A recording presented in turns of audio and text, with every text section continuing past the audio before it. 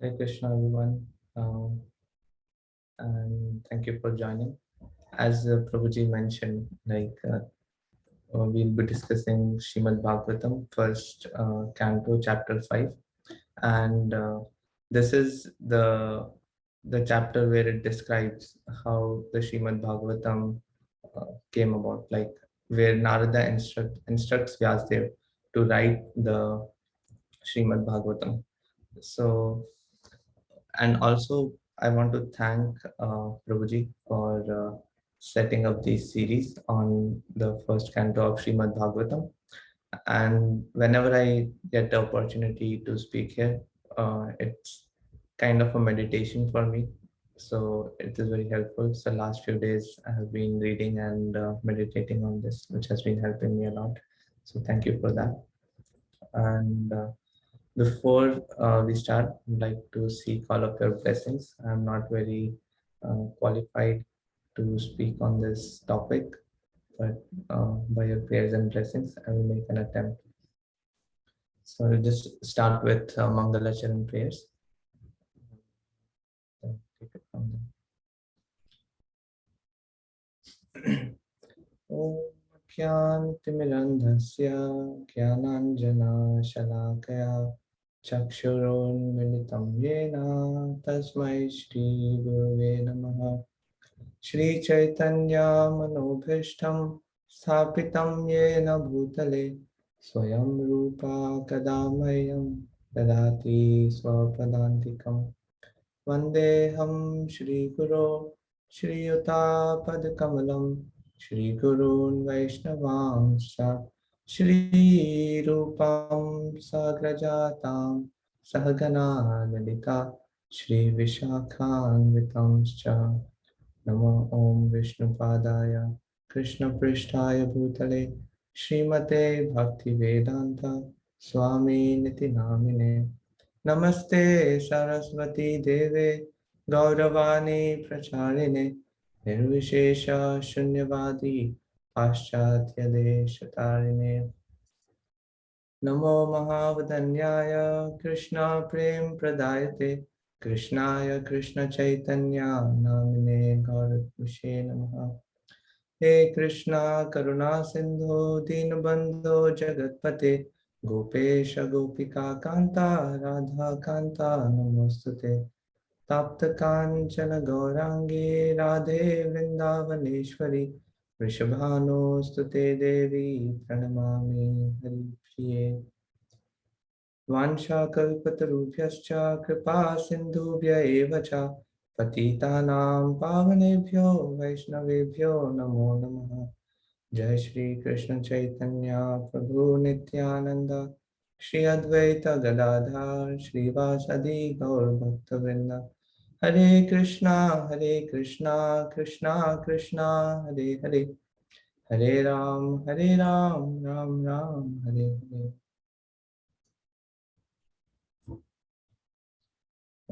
So just last class was on the fourth chapter, which Sindhu Kanya, Lekha Mataji beautifully uh, described that for us.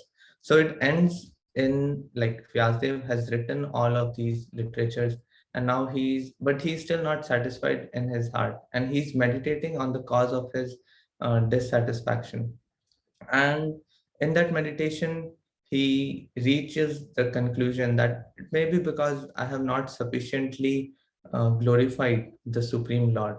So Vyasdev, even though he's the literary incarnation of the Lord, he still feels that dissatisfaction. So Krishna many times put his devotees into such a situation of bewilderment, and out of that bewilderment, wonderful things come out. So that is Krishna's wonderful plan of doing that. Just like we see Arjuna was put into a bewildering situation on the battlefield of Kurukshetra. And then that was Krishna's plan to manifest the Bhagavad Gita. And many other instances like Yudhishthir Maharaj and the teachings of Bhishma Dev. and Kapila and Devahoti. So many instances like that we can see. So similarly, this is another instance where Vyasadeva, even though he's a literary incarnation of the Lord, is feeling dissatisfied in the heart. And out of this, what wonderful thing is going to manifest, we'll be discussing today. So this chapter, it establishes the supremacy of bhakti and its chief component, which is kirtanam, kirtan of the Lord, speaking glories of the Lord.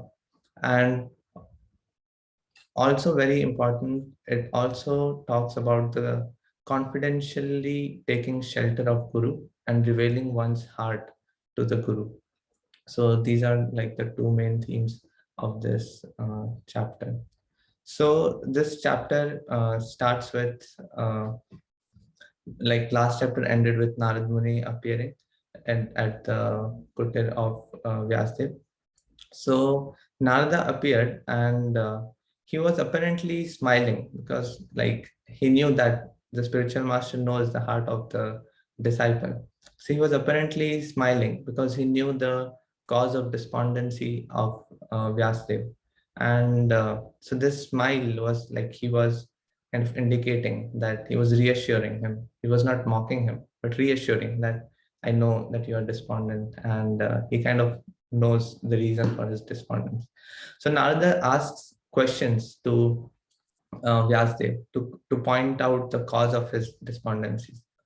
So he asks him, are you satisfied by identifying with the mind and body as the objects of self-realization? Right? And he says, you have prepared wonderful scriptures like the Mahabharata, which is full of all kinds of Vedic sequences, which you have elaborately explained. And even not only that, you have realized the subjects of impersonal Brahman. So why should you be despondent? So here Narada is pointing out that it's not because of your lack of knowledge that you are despondent. It is not also because of your lack of realization that you are despondent. Then what is like the cause of your despondency? And then Vyasdev speaks to Narad Muni. He says, yes, you are correct that I'm feeling very despondent in my heart. So I ask you to please identify the root cause of my despondency. Despite all of my qualifications, I'm not satisfied in within, even after writing all of these scriptures. And he glorifies Vyasdev, says that you know everything mysterious because you worship the Supreme Lord. You're like the sun, you're like the air, and you're like the all-knowing, all-pervasive super soul and witness. So please find out the cause of my deficiency. So so this is like the interaction happening now between the spiritual master and the disciple. So the spiritual master, Narad Muni, he he refers to Vyasdev as the son of Parasar Muni. And Vyasdev, he refers to Narad Muni as the son of Brahma. So, so it is important to note here that so Vyasdev being son of Parasar Muni, so he has a very high birth, right? And even then he's feeling despondent. But Vyasadeva is addressing his spiritual master as the son of Brahma, who is self-born. So he's saying that you are superior to me by birth. So he's accepting the superior position of his spiritual master. And Guru, so our just like our mind is superior than our intelligence, right? Our mind is superior than our senses, and our intelligence is superior than our mind. So to control the senses, we first control the mind, and to control the mind, we do it through the intelligence. But superior than the intelligence is the false ego, right? So in order to cure this problem of self ego of ego, we need somebody who is above that platform of ego. So the spiritual master is above the platform of our ego, so he can understand. He's above the platform of ego of the disciple, so he can understand what is going on with the disciple. So here Vyasdev is telling to Narad Muni that you are above my platform of ego. So you please identify the cause of my despondency. And this is a very perfect combination. Like when the disciple is willing to be corrected by the spiritual master, and the spiritual master has the time to correct and guide the disciple. So this becomes a perfect combination. In many cases, a disciple goes to the spiritual master having some preconceived notions about the solution. So this is what like very important thing to learn from Vyasdev, that he's putting his logic aside and surrendering to his spiritual master to point out the cause of his despondency. Right. So then after this, in the next section, in the verse 8 and 9, Narada points out the defects. He immediately points out what is the defect, uh, and diagnoses why Vyasdev is feeling despondent. Right? So he says, "You have not sufficiently described the Lord's spotless glories. Philosophy that does not satisfy the Lord's senses is worthless." Right? So now Vyasdev may say that I have written all of these scriptures, all the Vedas, Puranas, and in that I have also glorified the Lord's qualities, right? Like in Padma Purana and other Puranas, I have written about the Lord's qualities. But what Narada is saying, you have not sufficiently glorified. And what is the proof? You yourself, because you are not satisfied. So, which means because you have, it is because of not sufficiently glorifying it. And the second reason he says, you have overemphasized on the four purusharthas, that is dharma, artha, kama, and moksha. So on all of these scriptures, these four purusharthas are overemphasized. And when something is overemphasized, then that is what is taken as the main message of a book or a scripture. So throughout these scriptures, the conclusion of bhakti has not been repeatedly mentioned. So we right now we see that our Goswamis have extracted verses from Puranas which tell us the supremacy of bhakti, right? So now that is a benefit for us. But if somebody is reading some Purana which is related to Ganesh, there are hundred of verses related to the glorification of Ganesh. And one place it will mention that Ganesh is a devotee, he is worshipping Lord Vishnu, right? So that is not emphasized, and because of lack of emphasis, somebody will just disregard that verse, saying that most of the scripture is talking about the glories of Ganesh and the benefits. So this overemphasis on the four Purusharthas and not sufficiently glorifying the spotless glories of the Lord is what Narada tells Vyasdev, that these are the defects in your work because of which you are despondent, which is like saying that you have not made bhakti or devotional service as the hero of the scriptures, like that the bhakti should be the hero, but you have not made it as the hero. That's why you are dissatisfied. And then he points, then he says there are two kinds of literatures. So you can, it's like dead and living, or like material and spiritual literatures. So how is this classification done, like whether a literature is dead or living or material and spiritual? So it is based on the acceptance by a Vaishnava. So when the literatures that are accepted by Vaishnavas are considered like spiritual, we'll see like more detail, and then which are rejected are like dead literature. So uh, materialistic literature that are devoid of Lord glories, that alone can sanctify the whole universe, are considered to be like pilgrimage places for the crow. Saintly persons derive no pleasure in them, right? So Narada is comparing such materialistic literature to pilgrimage places for the crow. So like it's a very graphic example. Like if a crow you have seen sometime, it will go to the trash can and pick up like all some dirty things. Whereas a swan, when as soon as you hear swan, you can think of a beautiful lake and a swan swimming in there. So this is a very graphic example that this verse is bringing out. And yeah, and then the next verse says, literature which is full of descriptions of the transcendental glories of the name, fame, forms, pastimes, etc., bring about a revolution in the impious lives of this world's misdirected civilization. Such transcendental literature, even though imperfectly composed, are heard, sung, and accepted by purified men who are thoroughly honest. Okay?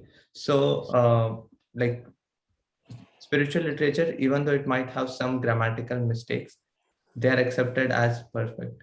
And it's like picking the best from the worst place. And Prabhupada writes in the purport about at that time there was a Indochina war going on. So this verse tells about how it can bring about revolution in the empires, how spiritual literature can bring about revolution in the lives of a misdirected civilization. So China is trying to invade India at that time, and there is fight going on at the border. So that land which India and China is fighting for is and it cannot be inhabited by anybody. It is not very favorable for living. So Prabhupada points out this is because of lack of God consciousness. Because for so many years, hundreds of years, both India and China have been existing, and there have been no wars because previously people were more God conscious.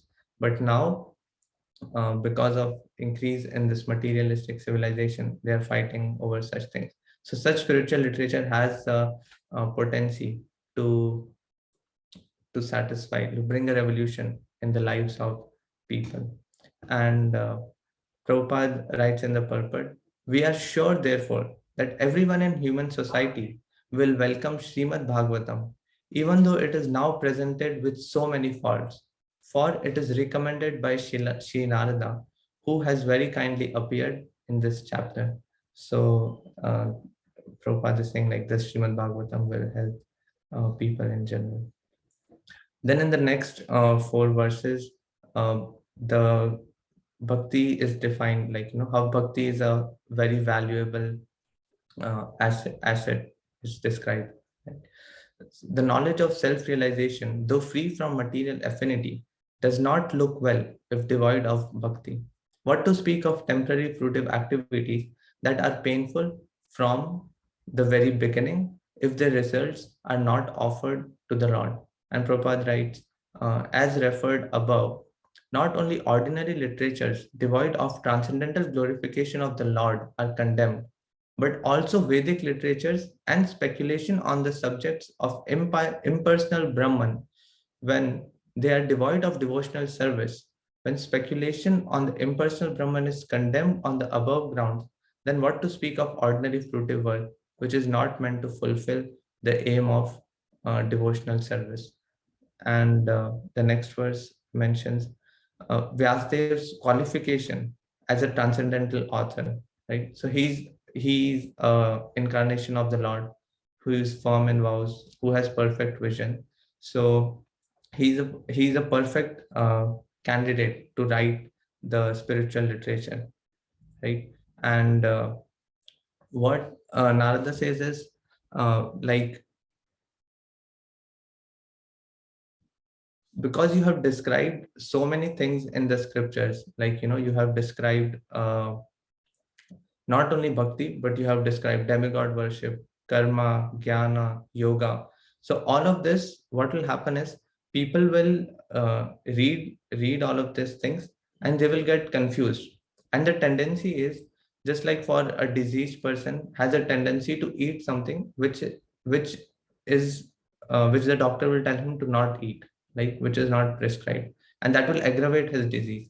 So in general, the materialistic people have a tendency for to enjoy the material world. And when they read the Vedas, they will see like so many paths are mentioned and they'll get confused. So of because of everything is mentioned, and what they'll do is they'll take what they like and they will reject what they're not like.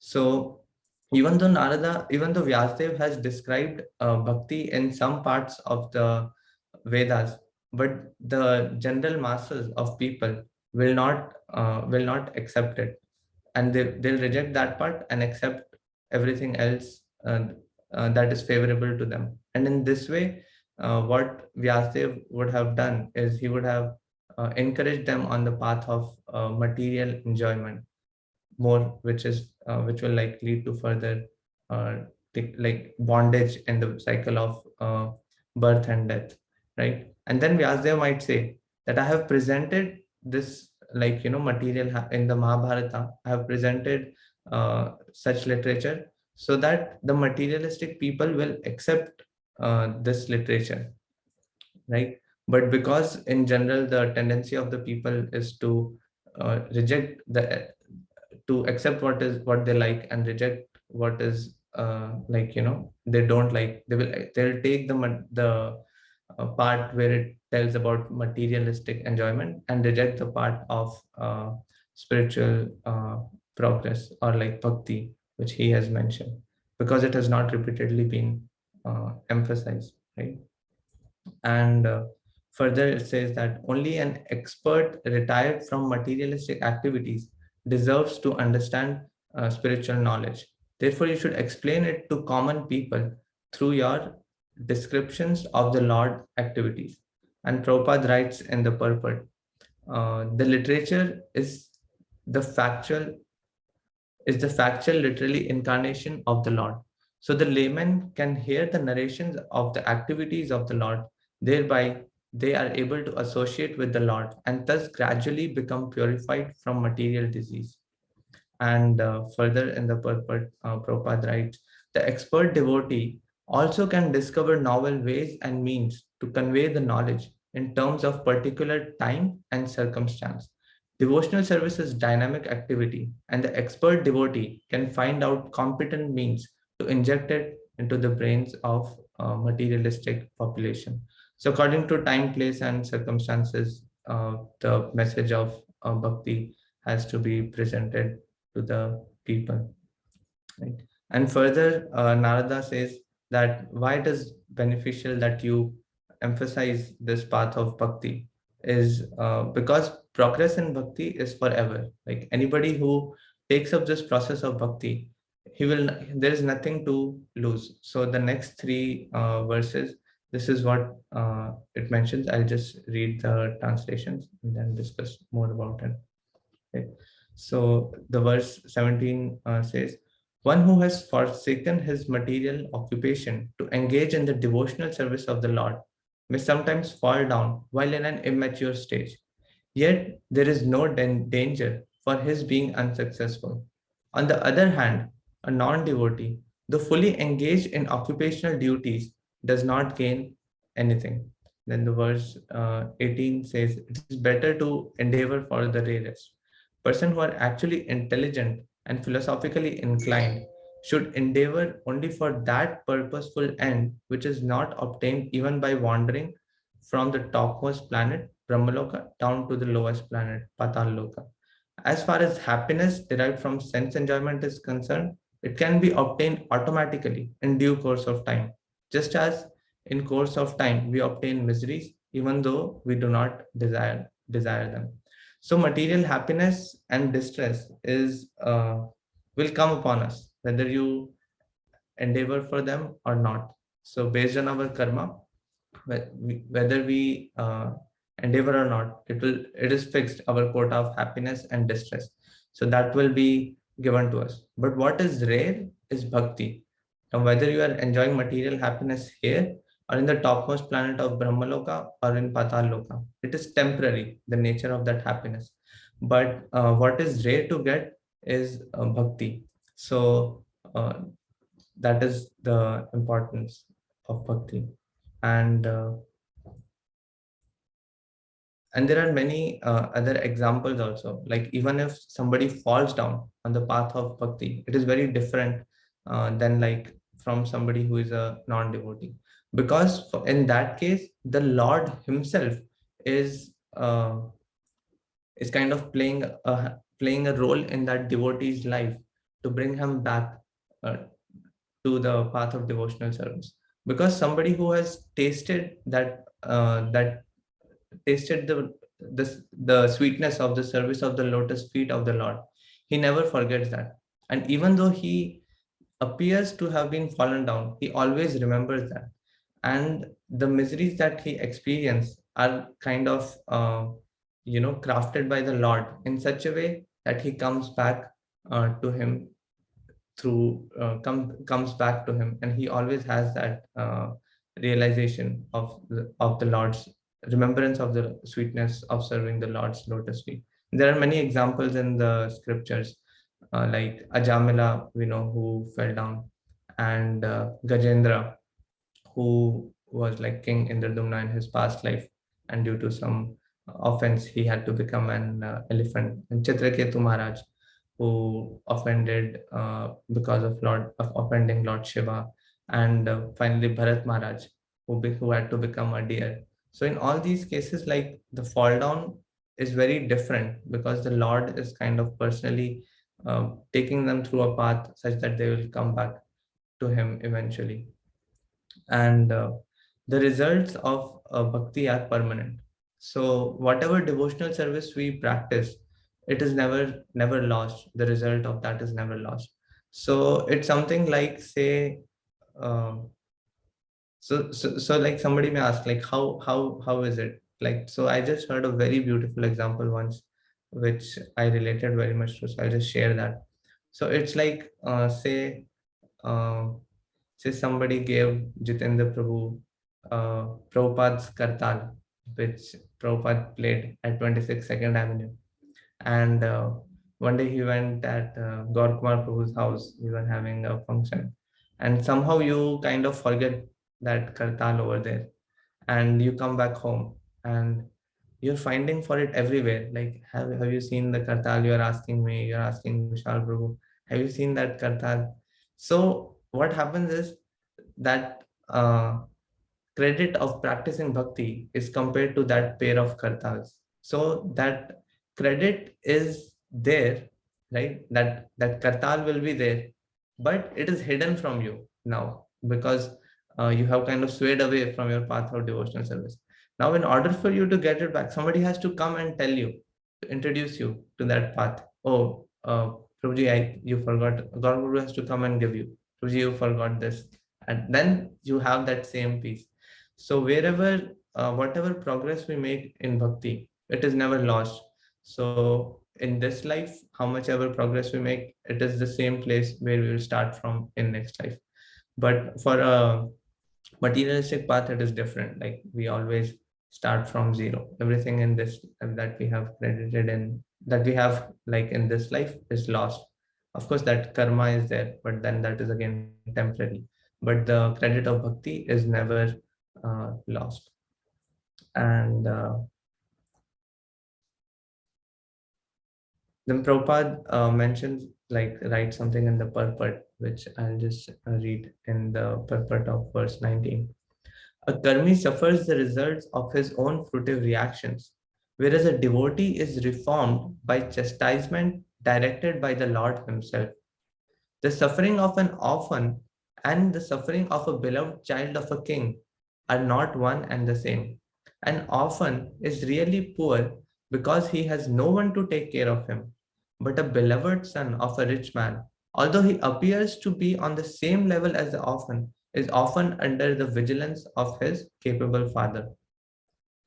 And further, Prabhupada writes, in the Bhagavad Gita, it is also said that such fallen devotees are given a chance to take birth in a family of highly qualified brahmanas or in a rich mercantile family. A devotee in such a position is not as fortunate as one who is chastised by the Lord and put into the position of seemingly helplessness. So, yeah, this is something that Prabhupada mentioned, that somebody who is more in a more helpless situation is kind of, Krishna is taking everything away from him to make that devotee completely dependent on him. So this is some way we can view the obstacles in our life of, and see how this obstacle is taking me closer to Krishna by taking shelter of him. And then finally, Narada instructs Vyasadeva to glorify the Supreme Lord. And like this is where he tells the importance of Kirtan from verse 20 to 22. Right? So in 21, Narad Muni says, describes the Lord's pastimes more vividly because you have the perfect vision. You know the Lord because you are his plenary expansion. And you have appeared for the well-being of all the people. And the conclusion of all the learned circles is that the infallible process of everyone's austerity, Vedic study, sacrifice, chanting hymns, knowledge, and charity culminates in glorifying the qualities of the Lord. So here Narada instructs Vyasadeva to glorify the qualities of the Supreme Lord. And then Narada tells, I'm telling you all of this, but this is from my own personal experience. So then Narada is telling it, this is a very intimate and confidential conversation, like between the spiritual master and the disciple, where where the spiritual master is telling the disciple that about his own personal experience. So it's something like you can say you see a very saintly person, you have known them for some time, and then they say to you, uh, do you know what? At one point in my life, so you'll be like very enthusiastic to know, okay, what is it? So similarly, Narada is saying is going to now tell to Vyasadeva of how he came to this and why he's saying this is from his own personal realization. So he says, in the last millennium, I was born as a son of a maid servant, and in that birth, I was somehow engaged in the service of the Bhakti Vedantas during the month of the rainy season, and so the Bhakti Vedantas were very merciful. They bestowed their mercy on me, and because of that, I developed very good qualities of having self-control, and I was not interested in playing, and I was very obedient. I was not naughty and not very talkative. So it's because of it's not that Narada had these qualities and then the Bhakti Vedantas bestowed their mercy on him, but because they bestowed their mercy on him, that he developed such good qualities. And then once Narada says, with their permission, I took some of the remnants, and by that, all of my sins were eradicated, and I became purified, and I became attracted to those to the transcendental form, like transcendental qualities of the Lord. And during that time, when he was serving the Bhakti Vedantas, he would also hear from them discussing the glories of the Lord amongst themselves. And by hearing that, he started developing taste for that rati for Krishna, and finally his attention on the Lord became uninterrupted, and he could realize that like his ignorance was kind of going away. And then after the rainy season, when they were when he had this opportunity to hear the glories of the Lord from these Bhakti Vedantas, and when they were going away after that, he was very much attached to them. And then he asked them he asked them, what should I do? And then they instruct him in the confidential subject matters. And finally, like what happens after that, after they left, we'll see in the next chapter of like the sixth chapter, where Vyasadeva asks him further like what happened after they left. So we'll read about that in the next session. And yeah, so this is what Narada says, and like his own personal experience of how he became transformed by hearing the glories of the Lord from the Bhakti Vedantas and their association. And then finally, Narad Muni says, like, like some verses about the process of karma yoga. And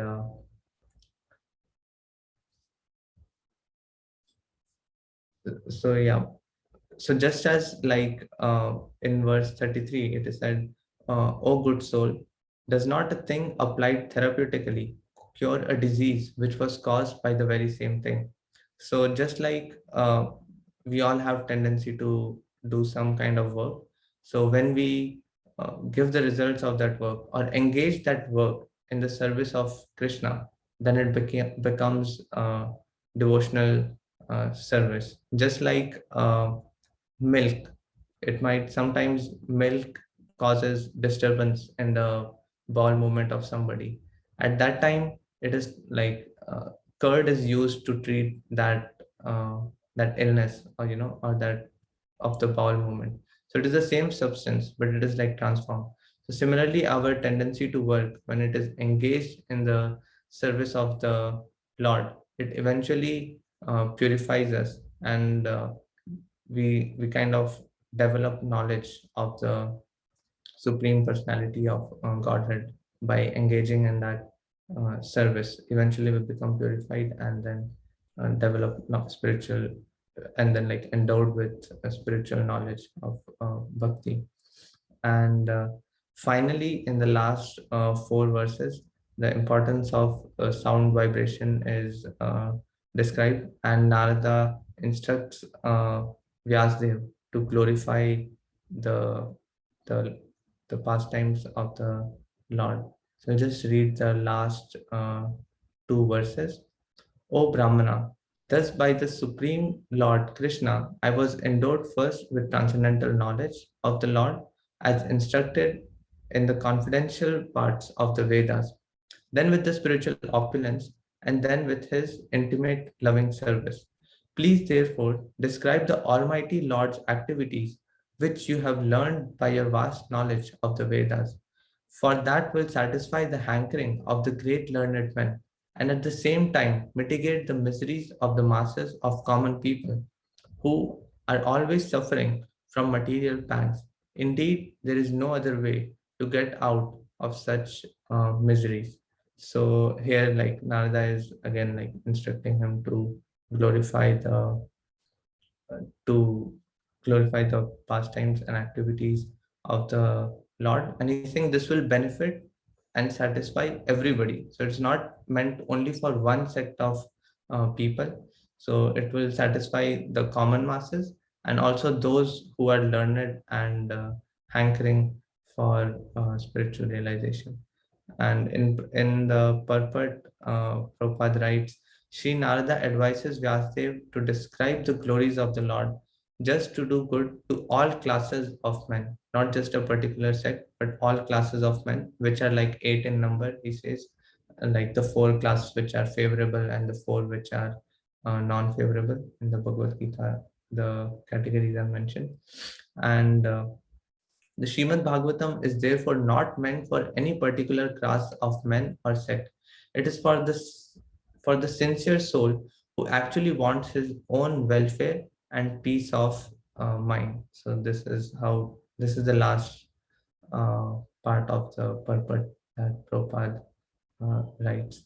And finally, moving on to like practical applications from this chapter. So. Some practical applications is like the first one is we should seek guidance from our gurus and mentors in our life. So especially in spiritual subject matters. So here we see that Narad, like Vyasdev was feeling very dissatisfied, and he kind of knew that okay, maybe it's because I have not sufficiently glorified the Supreme Lord. So, but even then, he checked it with his spiritual master that what should I do, and after getting the instruction from his spiritual master, he decided to take up that task. So that consultation with mentors and guru is very beneficial. And also, uh, it is important that when we go to uh, our spiritual master, we have faith in that instruction that they give us. So that faith gives us the strength to follow the instructions. Many times the instructions will be like, we will not be able to comprehend, and must be like maybe beyond our level of understanding. So at that time, having that faith gives the strength to follow the instruction of the spiritual master. And also spiritual master is, he knows everything about this the disciple that he's supposed to know. How that is? Through the medium of the super soul. So once somebody asked Radhanath Maharaj that, Maharaj, we are serving you, and but somewhere, and you are very busy, but somewhere we want to know, that you are being that you're being satisfied through our service. So how, like, that can be done. So then Maharaj asked, so that disciple had the mic in his hand. So he asked, do you believe in the super soul? And so this dude said yes. Said, okay, speak it in the mic. Told yes. So I said, through the super soul, I will know what is to be known to me through the medium of the super soul.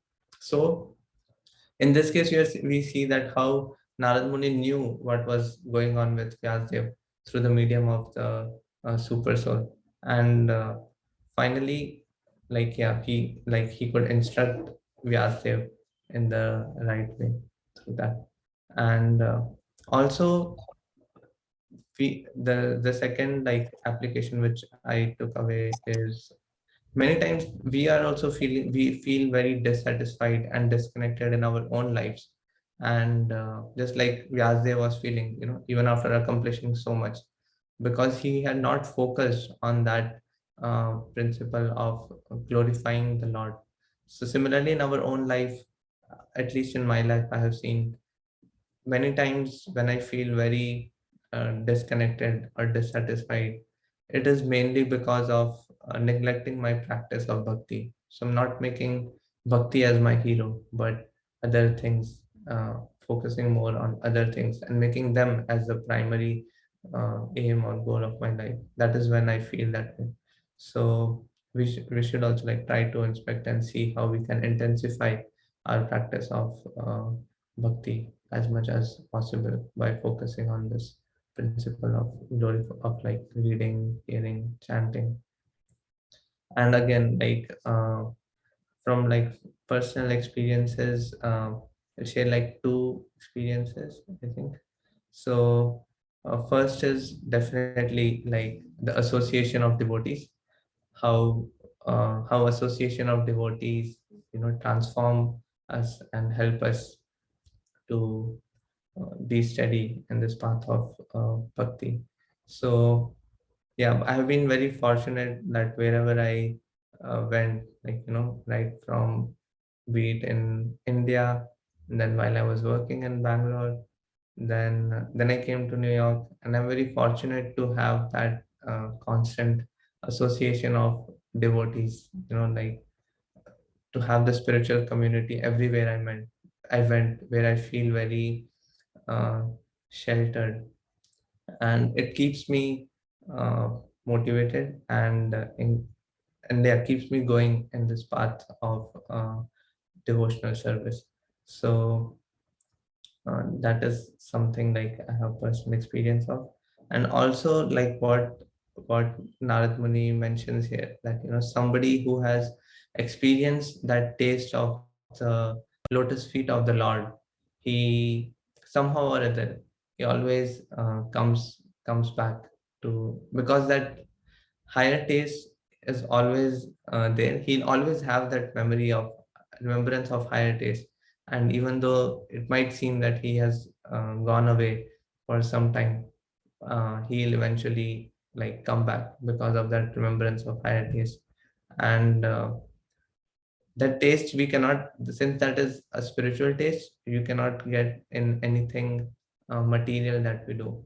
So you might go to a bar, and then you might think that what am I doing here, I used to have such a nice time uh, like dancing in a bar, like people are dancing like crazies, but I used to dance with devotees so nicely every day in the Mangal Aarti. I used to have such a nice experience. So that experience of bhakti, that taste of the Lord, serving the lotus feet of the Lord, is always there.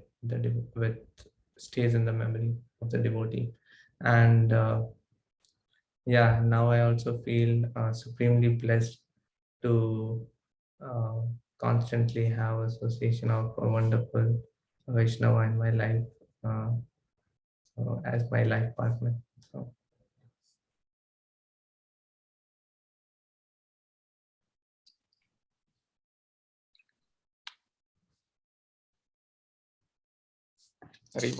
So thank you.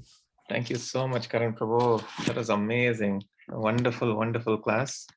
I just want to quickly summarize and then open for Q&A. I really liked how you started about how this chapter brings about two important things. One is the supremacy of bhakti and also kirtanam. And I liked what you said, like how Narad Muni starts with a smile. This reminded me of how Krishna also starts with a smile when Arjuna is bewildered. So thank you for bringing that point up.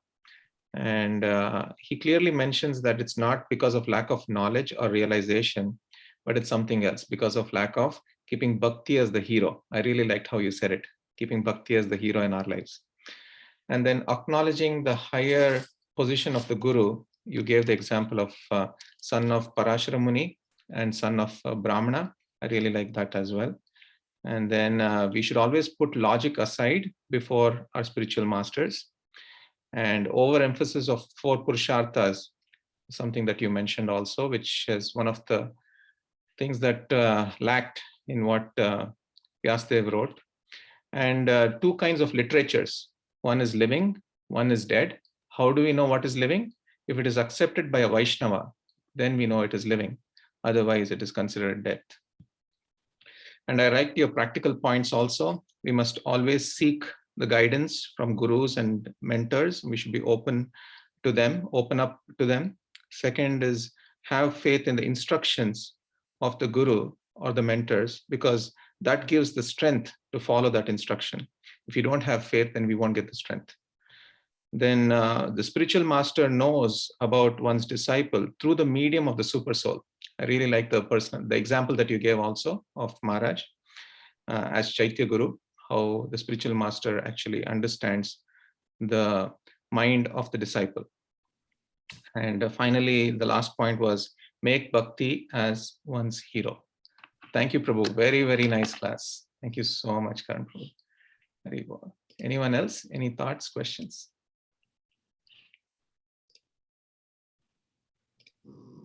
Thank you, Hare Prabhu. Krishna. Oh, sorry. Yeah, please go ahead, bro. So, okay, sorry. Yeah, as expected, very sattvic class, very nicely with a nice flow. You covered each and every point, and you brought out all lessons as well. Very important lessons, actually.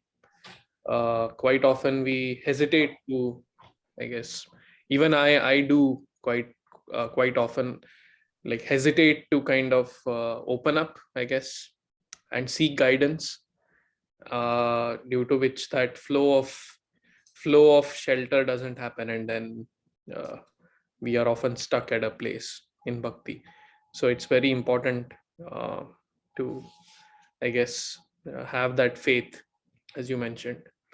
And yeah, so many important points you mentioned.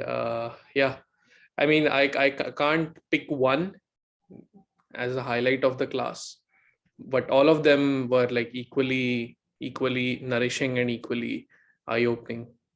So thank you very much, Prabhu. People were just repeating, trying to repeat. I could not do much justice, I think. You definitely did a wonderful job, Prabhu. Thank you.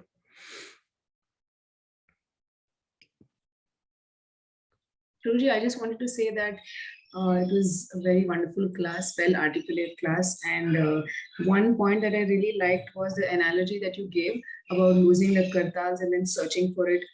That's like how you, when you're not, when you're away from Krishna consciousness, and then you need somebody, you need the guru to remind you of it.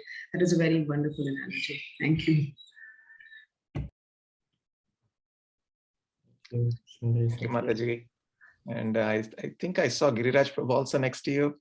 So thank you, Giriraj Prabhu, for attending. Hare Krishna. Hare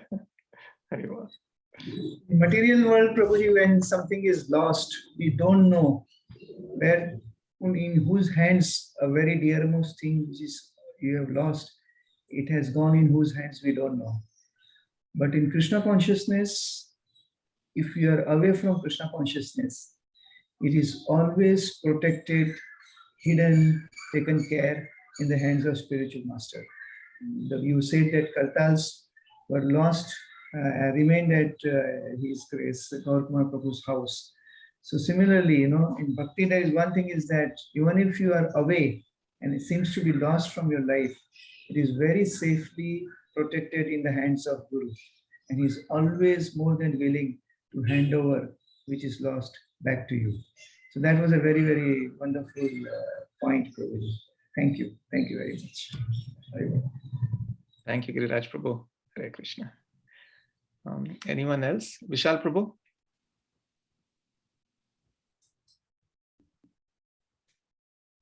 Yeah, Hare Krishna, Prabhuji.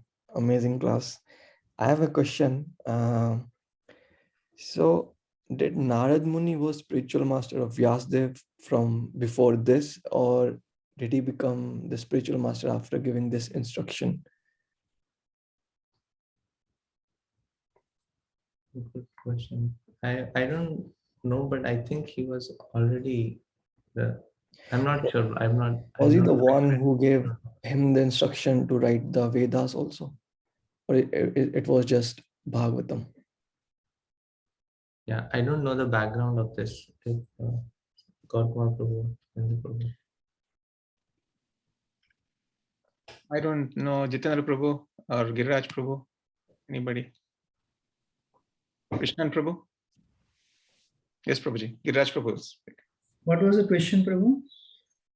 Was Narad Muni, the Guru Maharaj before, like, did he give him the instruction to write the Vedas also of Vyasdev?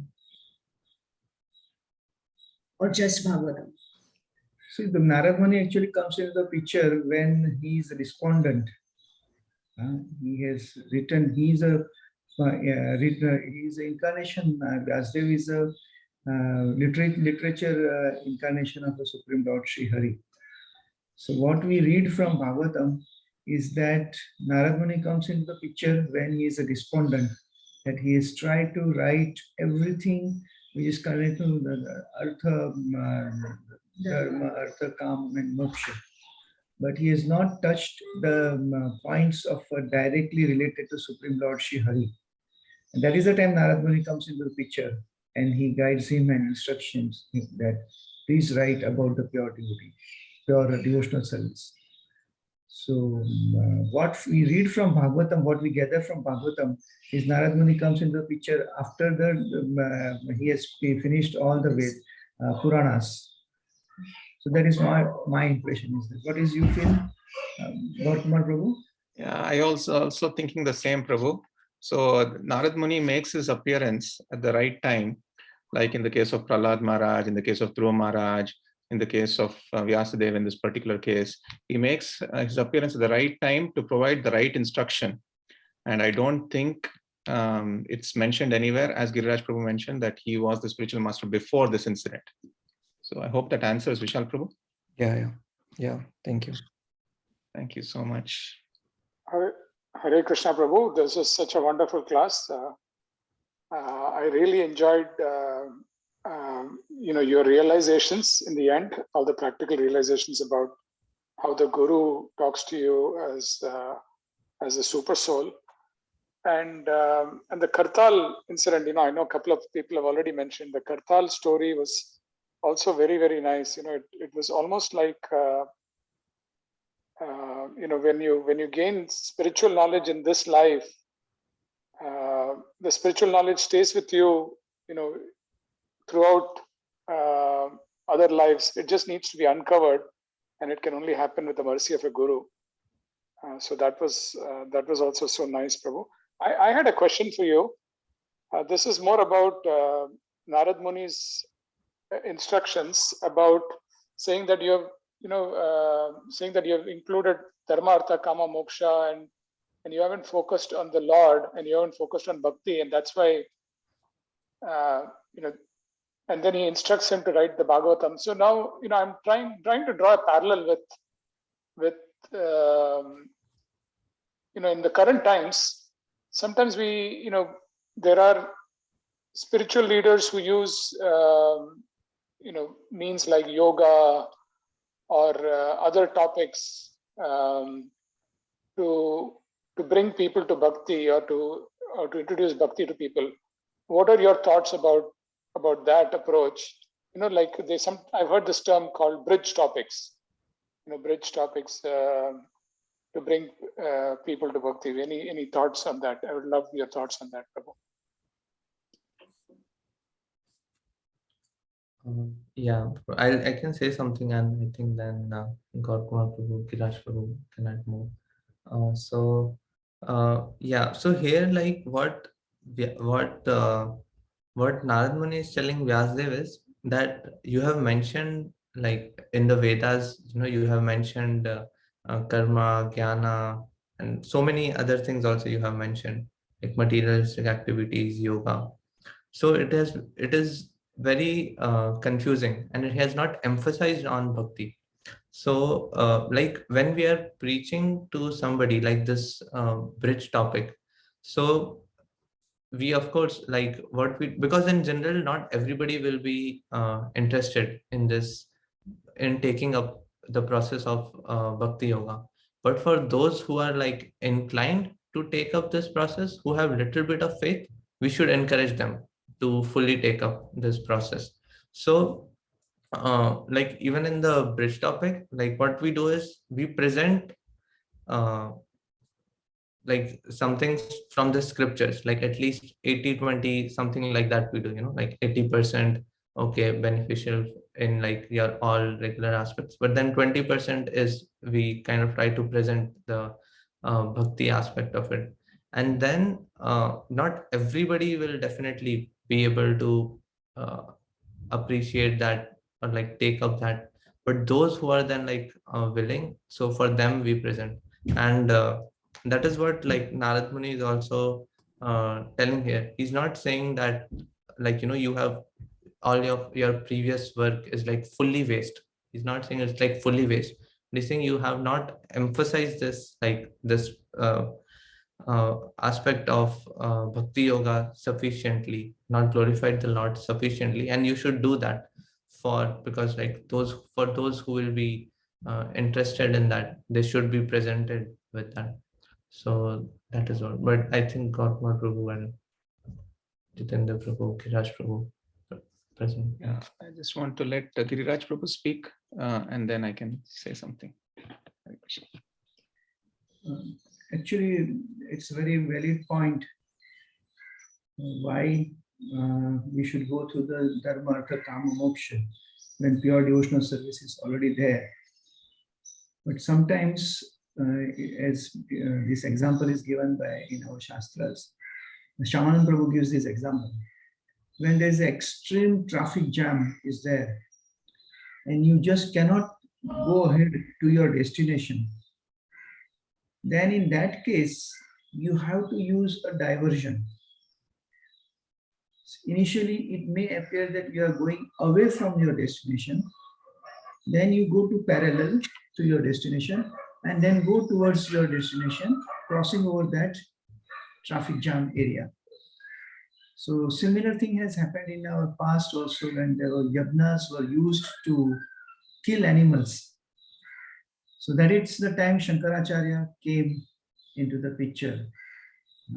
And Lord Buddha came into the picture, took living entities apparently away from Krishna consciousness. Shankaracharya came, he brought them parallel to Krishna consciousness. And then Ramanujacharya and Madhvacharya came, and they crossed over that traffic jam and brought living entity back to the mainstream Krishna consciousness. So because of the power of the Kali, there is so much of right now blockage is there in people's life. There are so much Rajsik, Tamsik life they are living.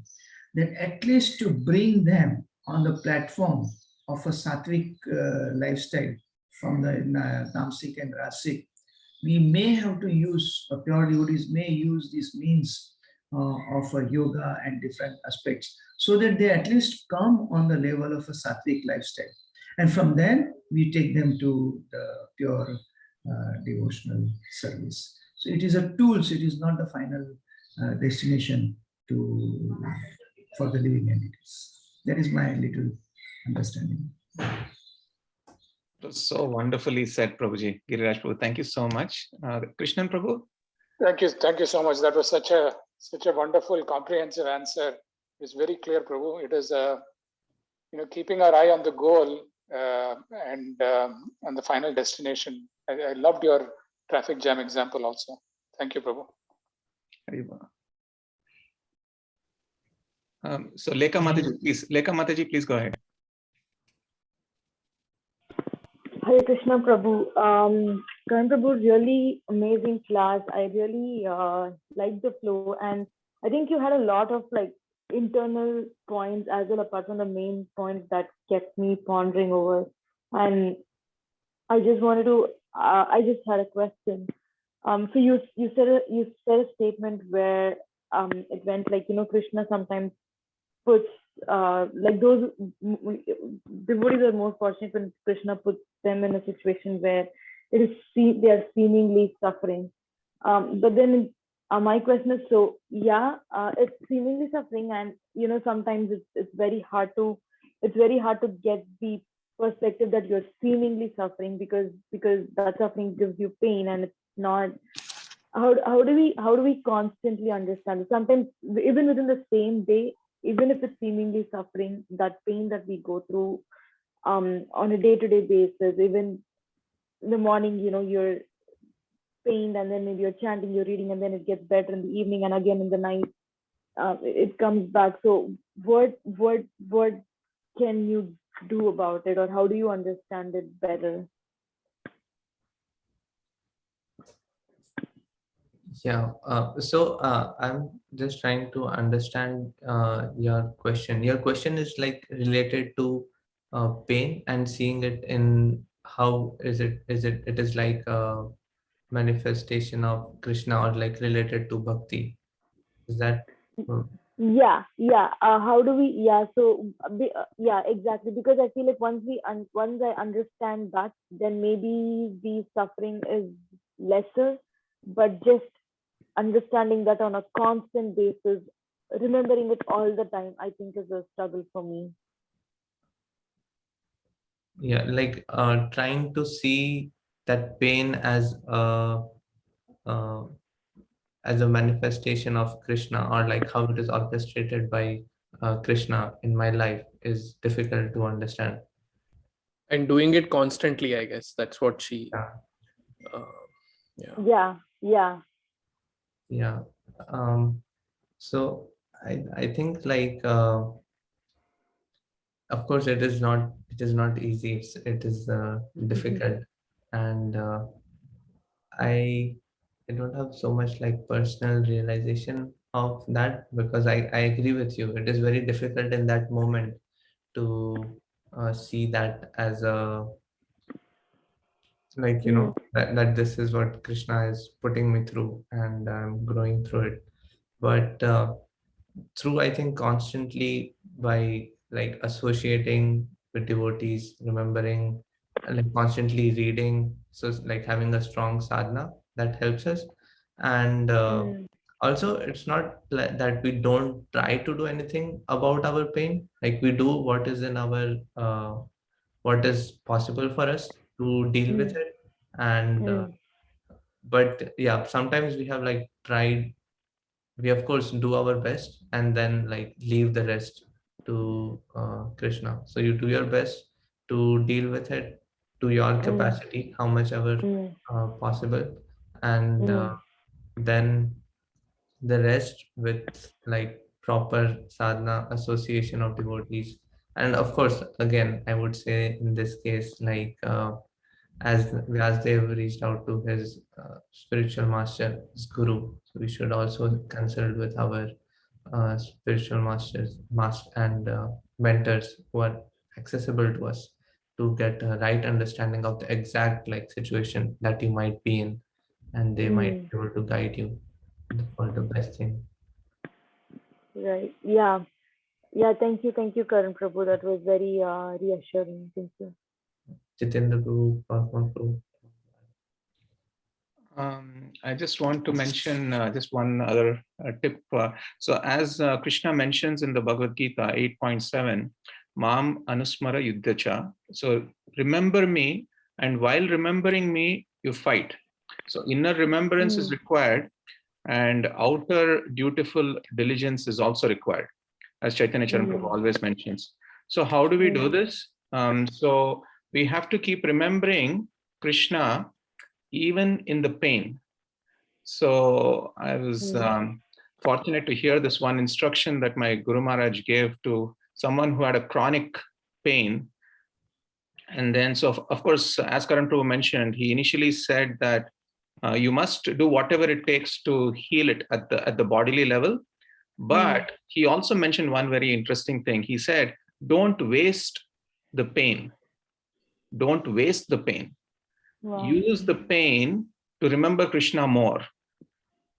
So whenever we are painful, of course, we have to do whatever is possible to reduce the pain, but we must also practice to use that pain to remember Krishna more, because at the ultimate moment in our lives, when there are 10,000 scorpions, the pain of 10,000 scorpions are there at the time of death.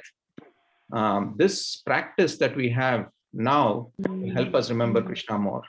And as Karan Prabhu mentioned, association of devotees and so on are very important to help us remember again and again that even through this pain, we can remember Krishna. And if there are no people to tell us that, we will forget and we'll get completely engrossed in that pain. So we need the association, we need the guidance, and especially during this time when we are in pain, we must seek association more. So some tips, Maraji, sorry, if I don't know if that helps. Yeah, definitely, Gautama Prabhu. Thank you very much. They are very strong realizations. I hope I can keep. Yeah, I hope I can remember them Thank you. constantly. Just one alternate perspective to this. I've heard this multiple times from Maharaj, the same thing. So like devotees ask Maharaj, how should we remember Krishna when there are difficult times in our lives? So Maharaj actually tells them that he, of course, he says you should see the example of these great devotees who remembered Krishna at the time of their difficulties. But then he also says that how you define difficulty. So it's not that when everything is going well, everything is going nicely, it's not that that is a nice time from an absolute perspective. So that also could end up becoming a trap of Maya to make us complain. So not only the difficult time, even the seemingly good times can also distract us from bhakti. So what I could gather is, in the seemingly good times that we have, the amount of shelter we take of devotee association, of sadhana, that will actually define how much how strong we will be when seemingly painful situations come. So, maybe something like that. Yeah. Yeah, wow, that's a strong realization too, Prabhu. Thank you very much. It's difficult because, but Maharaj changes the perspective completely. Like he says, why are you thinking that when there are good times, they are actually good times? They are not. They could be a trap. They could become a trap. So don't be complacent and all that. So yeah. Right. Thank you so much, Jitendra Prabhu. Vinay Prabhu, please go ahead. Hare Krishna Prabhu. Very nice discourse, wonderful class, free flowing and very practical. I really loved many points. I especially liked how you explain about how Narad Muni helped Vyasdev to even identify his problem and then fix it as well. Like sometimes we are not sure what problem we are in and what's happening. and then like your mentors and your guru can help you even identify the problem and then help fix it. So I really loved it. And the example of Kartal, I mean, that I really liked. And I think one way I'm thinking about it is like you mentioned Prabhupada Kartals, though even it's lost from like me, like Jitendra Prabhu, but it's still pure. It's like as much sacred as it was. And as soon as he like, and then some medium, like some agent of Krishna comes and he gives it back to you. So I mean, like whatever bhakti we do, it remains completely pure and sacred as it was before, and then it comes to us through some devotees. So again, yeah, like really loved that example. So that is so many nice question answers around it. So thank you so much. Very good. Thank you so much, Vinay. And one more thing, Prabhu, Giriraj Prabhu, yeah, and Giriraj Prabhu's that example, Prabhu, I mean, yeah, I will remember it. Like, I mean, I never heard anything like that. That Lord Buddha, like, he took us away, and then Lord Shankaracharya hit parallel, and then Lord Ramanujacharya took us again back on the main freeway. So yeah, it is such a nice example. Like it, so like it perfectly explains the role of all the great acharyas, like which we sometimes may confuse with. So yeah, very good. Thank you so much. Thank you so much, Vinay Prabhu. Very soon we'll get to hear your class. So looking forward to it. Very well. Suman Prabhu, it was Suman Prabhu's birthday yesterday. So please go ahead, Suman Prabhu. Hare Krishna, Karan Prabhu. Thank you. Very nice class. One thing that I really liked is it is more of realized class than just plain lip reading from just the book, just from Srimad Bhagavatam. So that really touched me. And thank you. Hope to see you soon. And Prabhu, I just wanted to ask something that regarding Vishal Prabhu's question, we see in our Sampradaya, it's Brahma, then Narad, then Vyas. So Narad Muni is the spiritual master of Vyasdev. So in that context, I don't know if everything is actually imparted to Vyasdev by Narad Muni. Yeah, that's a valid point. Even I felt. Yeah, I actually thought that Narad Muni was the guru of Vyasdev even before. Otherwise, I mean, it's like when a person meets the guru for the first time, the conversations are like different, right? When Dhruva met Narada for the first time, Narada first instructs, then Dhruva says, no, this doesn't suit me. Of course, Vyasdev, he's on a different level altogether. But yeah, I mean, they just meet and start talking. Like they just meet, and then Narad Muni immediately starts, no, you've done everything, dharma, artha, kama, moksha, you have not done pure bhakti. Do pure bhakti. This is my story. It's very sudden and quick. It kind of seems as if they had a relationship even before. I don't know. If I'm not wrong, somewhere in the second canto or even this chapter, Prabhupada writes in the purport that initially Vyasdev was instructed by, I then forgot, is it Narad Muni to compile the scriptures? Who instructed him to compile the scriptures? I just forgot. In one of the purports, I think I have read it. So maybe we'll get it clear from there. Thank you, Karan Prabhu. Thank you, Prabhu. Belated happy birthday, first of all. Thank you. And, it is not very realized class. It is repetition of other people's class. So there's that. And yeah, hope to see you soon. Are you coming back? Or I don't know. Or you'll be in India until when? Another 2-3 months, I'll be in India. Okay. Okay. Thank you. Very well. So I just, if anybody else has any comments, if not, I'll just end with some announcements. So very soon we will have His Grace Dwarkadish Prabhu and Vishaka Priya Mataji visiting us. And they just confirmed that they'll be visiting Krishna House. So we're really fortunate and blessed to have their association. and all the students are also very fortunate. So just for those of you who don't know, they're very, very senior God brothers, like God family, and they have hundreds of counselees and very, very mature, very balanced, amazing devotees. So we'll get an opportunity to hear from them. And the date is May 6th, if you want to make a note of it. May 6th is a Saturday. So they'll be spending some time with us. In fact, that whole week they'll be here. So if anybody wants to spend personal time with them, so Thursday, Friday, sorry, May 7th, Nitya is correcting me, May 7th. And so that's the first thing. And then the second thing is, so please continue to read the chapters before attending the sessions. So Nitya has also been making very thorough notes on the same Google link. So the notes are very comprehensive, including all the points that the speakers are making. So if you want to go back and revisit, so please read the notes. That has been very helpful also. And next thing is His Grace Chaitanya Charan Prabhu might be visiting us. He has some visa issues right now, but if that gets resolved, he'll be here by the end of April.